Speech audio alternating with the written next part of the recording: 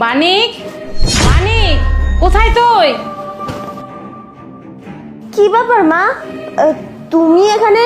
আরে আমাদের কাজের ছেলেটা আছে না, ওকে তো দেখতে পাচ্ছি না, তুই দেখছিস?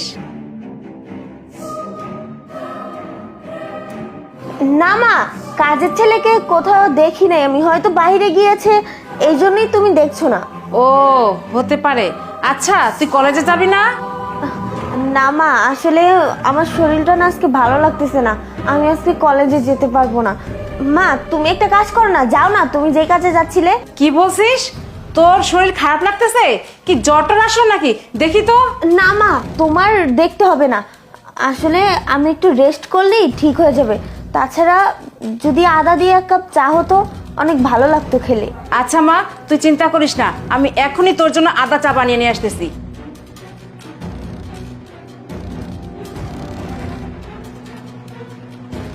এই ওঠো।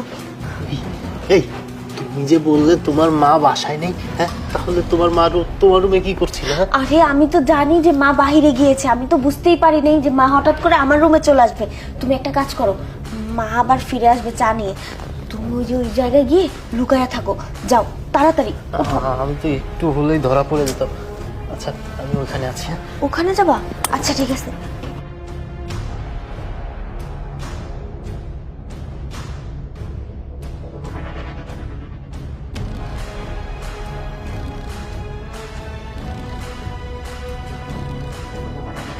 মা, এই যে নে তোর চা।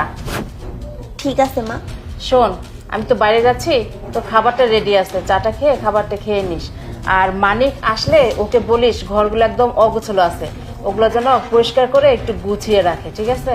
আচ্ছা ঠিক আছে মা, যাও তুমি। আচ্ছা।